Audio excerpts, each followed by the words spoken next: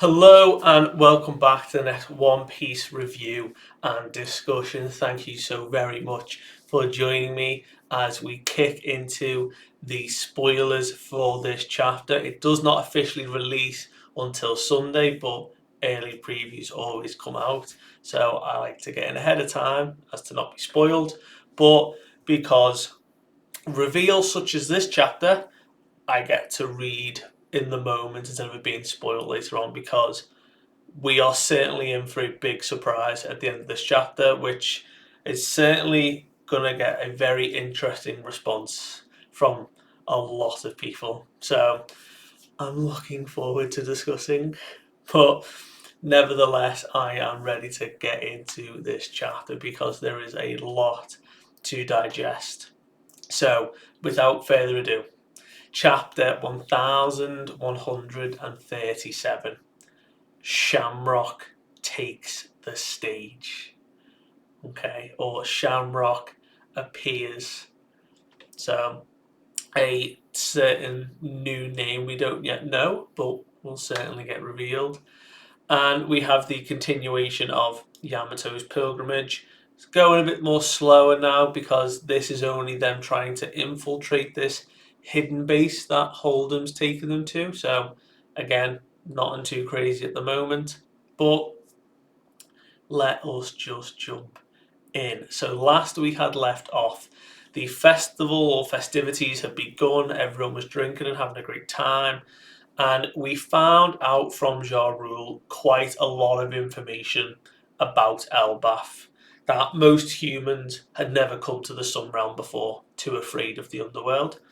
We learned a lot about Loki's backstory and everything he had gone through.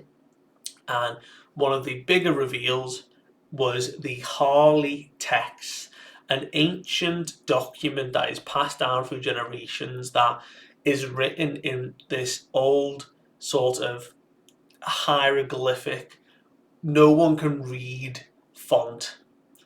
And he explains that there are different interpretations now because of just how it's passed down or how it's been told.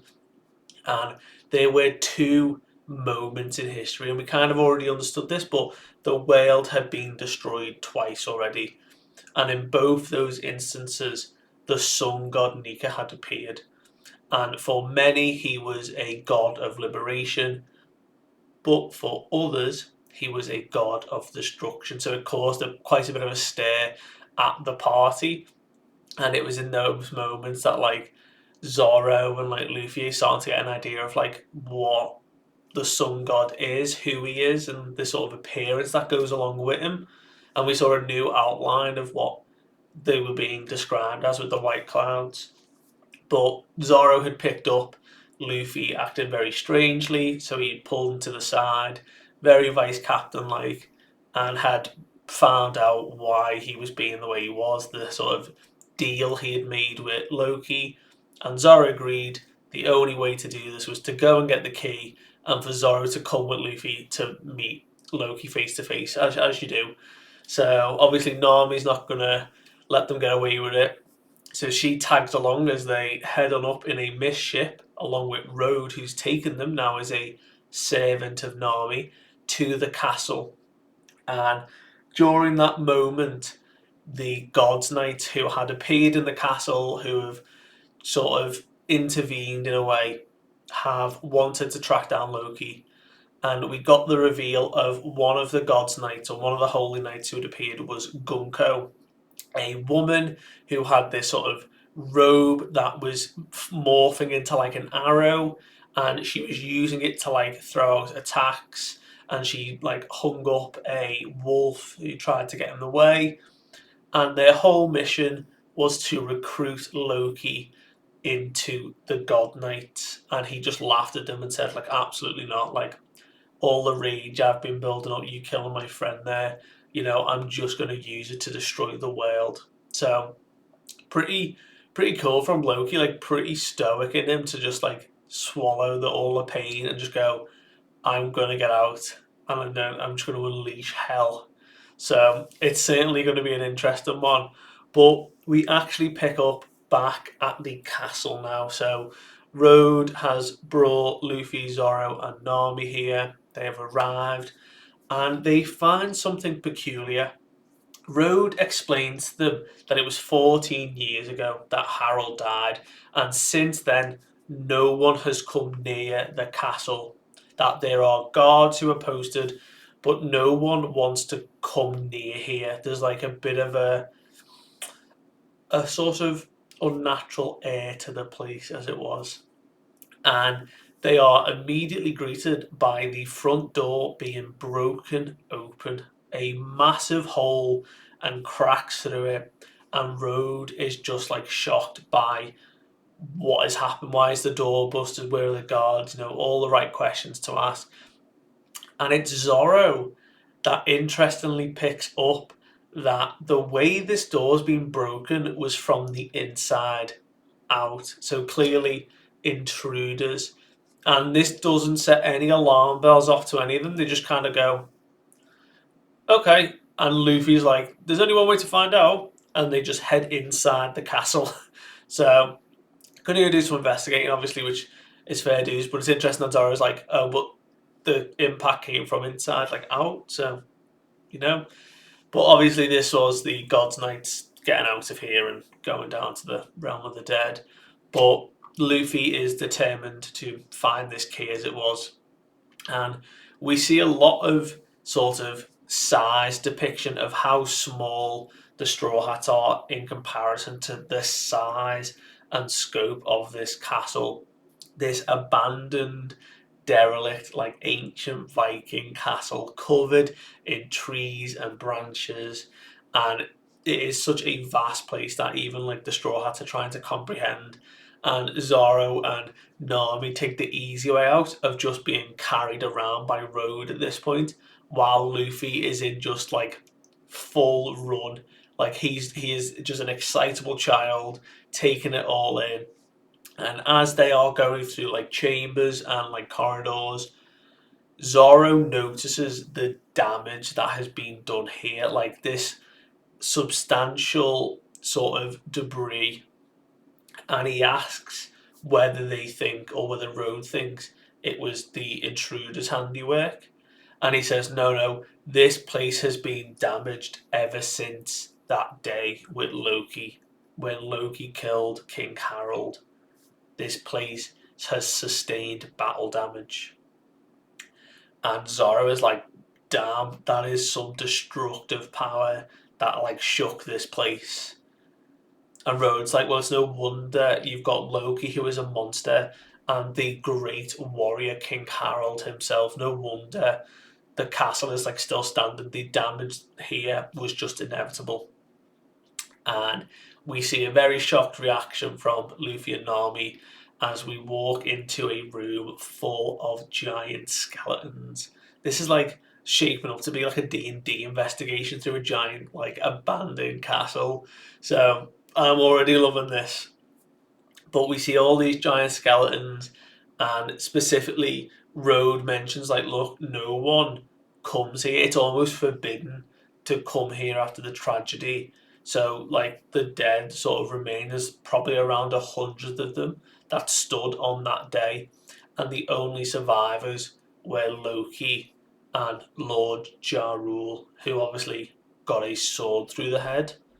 Now, we're bigging this up to be Loki's fault.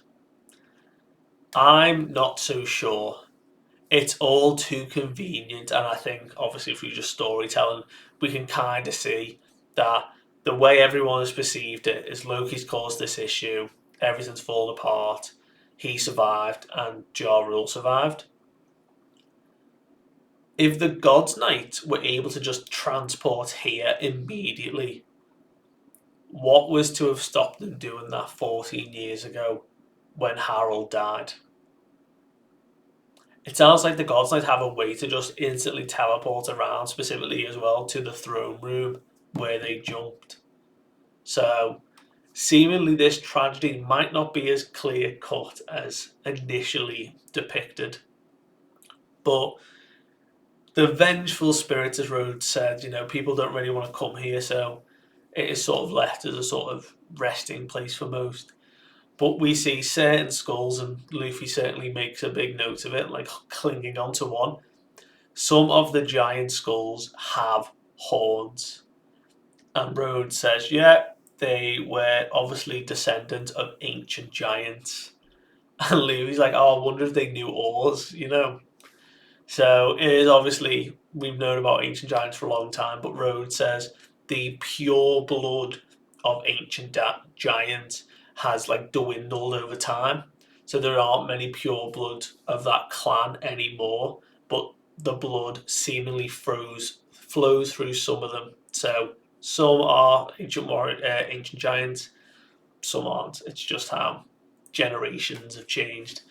But we see a depiction on the wall of King Harold himself in his stoic, badass, like chainmail sword, this great beard and mustache, and these two, like, marks on either side of his head, like proper battle scars.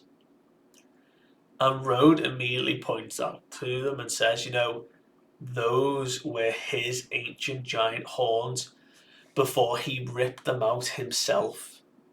And Zoro is like, that is some conviction. You know, what a guy. Because Rhodes explained, he believed that ancient giants were, you know, a relic of a war-torn era, and he wanted the country to be different. You know, he wanted to open and trade and not have that connotation of war anymore. So he had abandoned his heritage. He ripped out his horns as a sort of show of conviction towards a new era.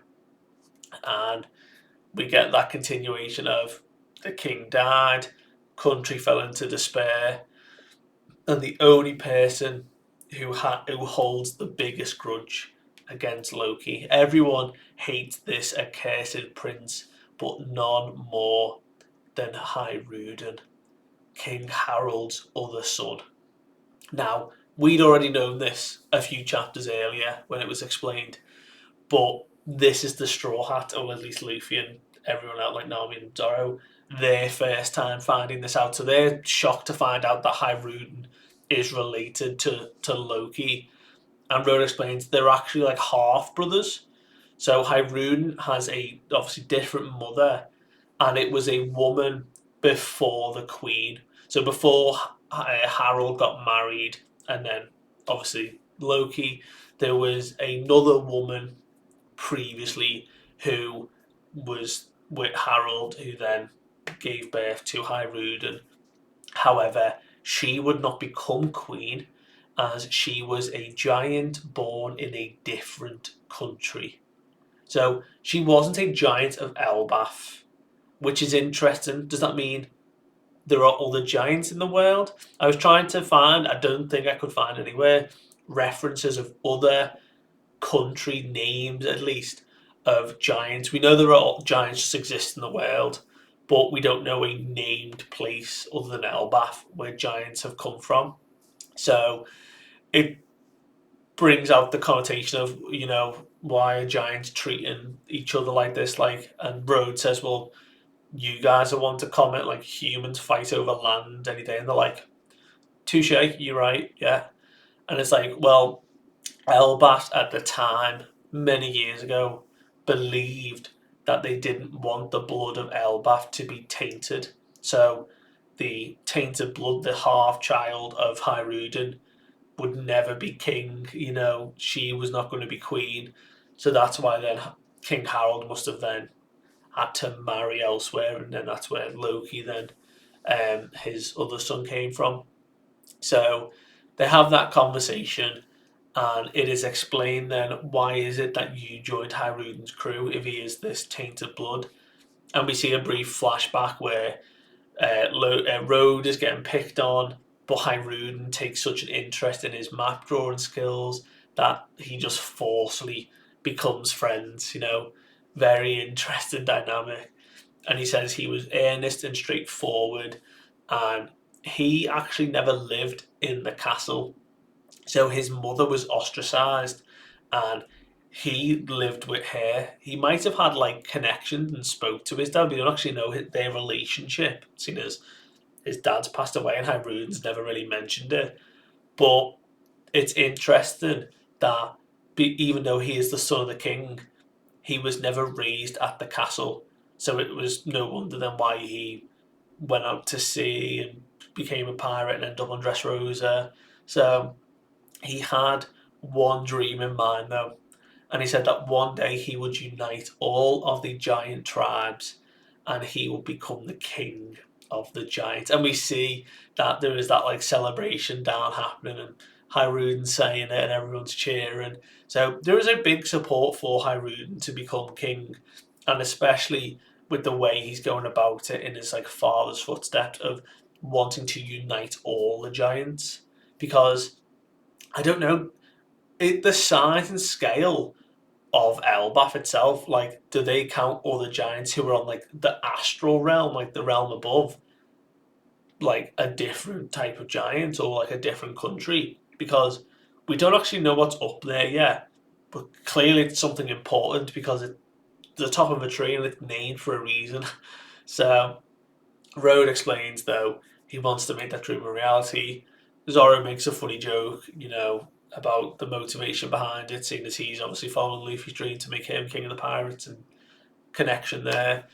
But Luffy declares that he's found the gods that have been knocked out. So not killed, they might be seriously injured, but he's clearly said they're knocked out. So we don't actually find out what happens there, but they're going to explain. People may be god knights if they were told looking for Loki, they're going to chase after them, all hell's going to break loose. But something interesting happens first. We head back down to the realm of the giant, where we finally get to see more of a display of Gunko's abilities. She has increased her size, specifically wrapped this arrow or multiple arrows like a bandage around her boots that look like egghead boots.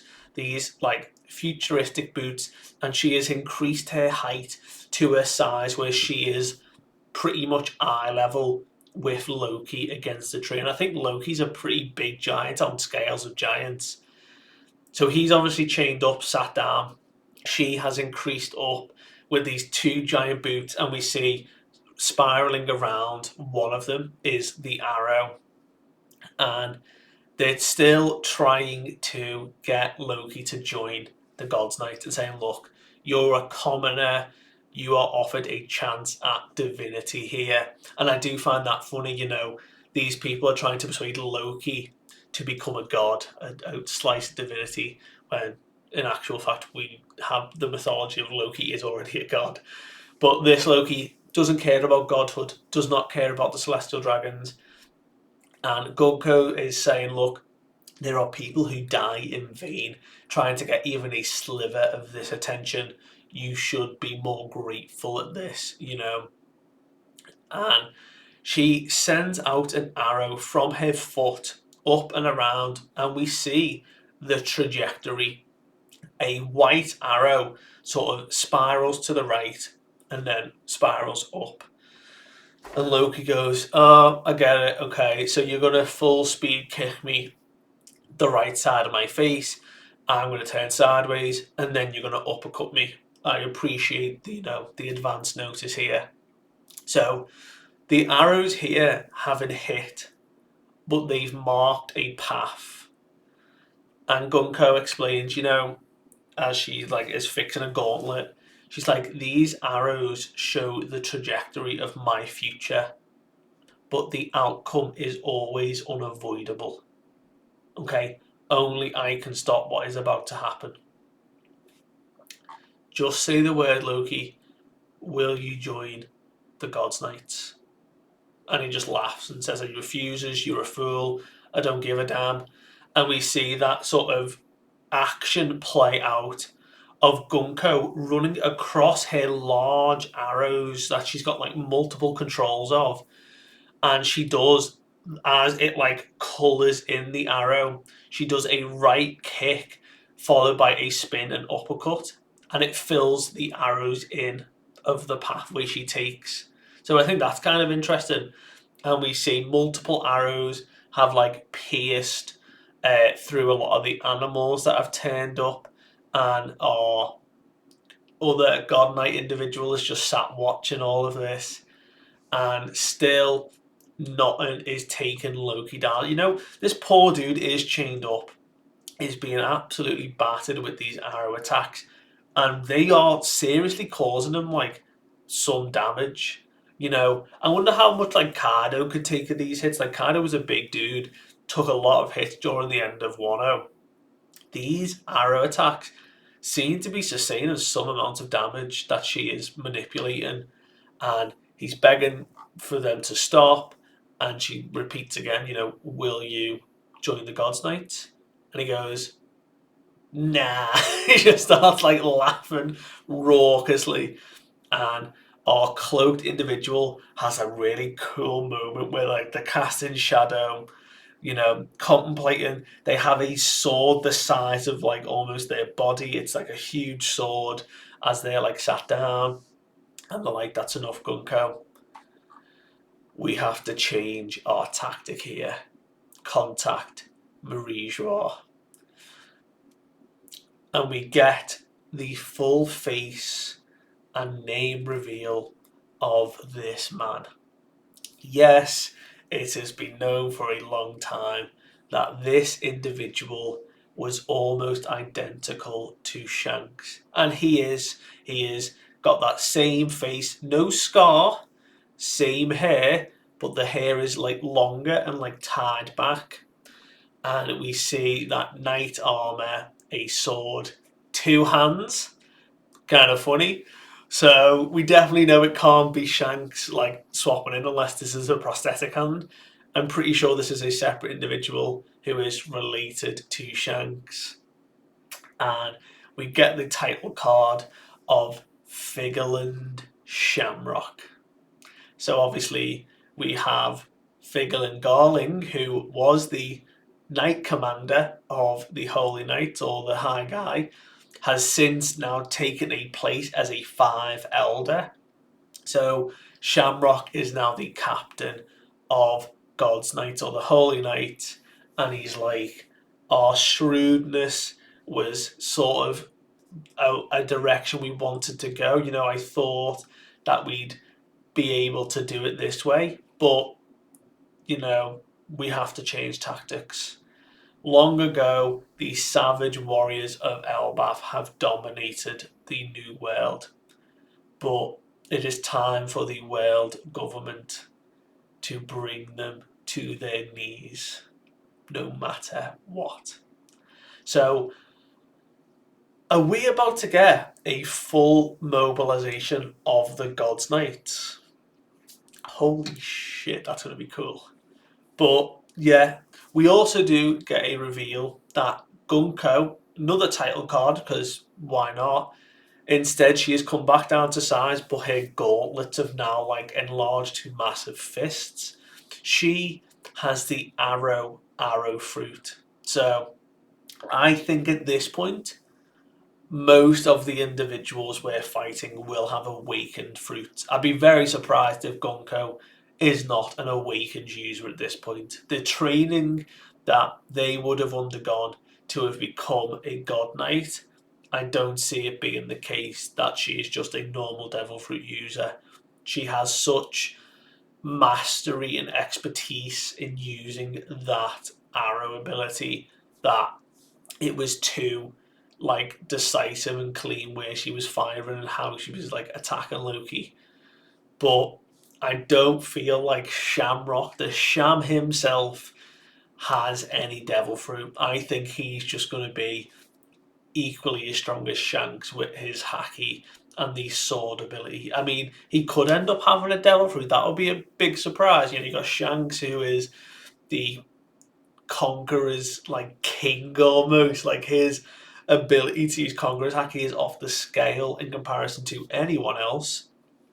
Will Shamrock be the same? They have been trained differently. Shamrock's got 2 hands, might make a difference. I don't think it will.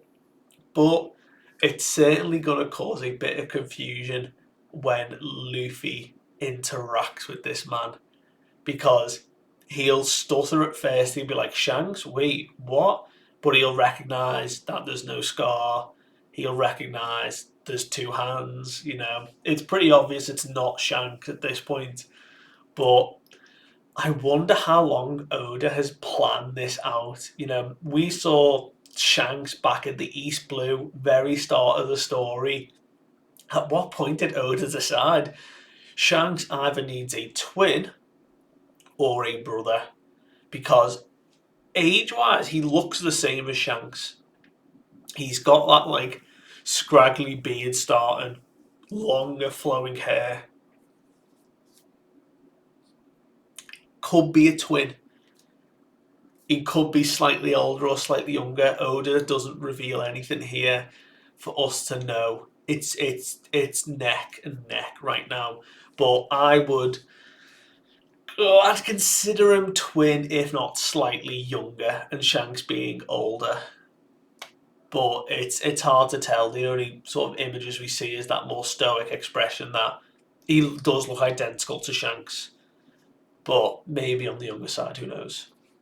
But I'm fascinated that we've got this reveal now, because I do think it means the rest of the God Knights are going to show up. This is what Elbaf is going to be doing. It is the Straw Hats via the God Knights, because we saw a setup of them way back during Reverie when Dragon was explaining them, when Sabo had escaped and explained all about Ian.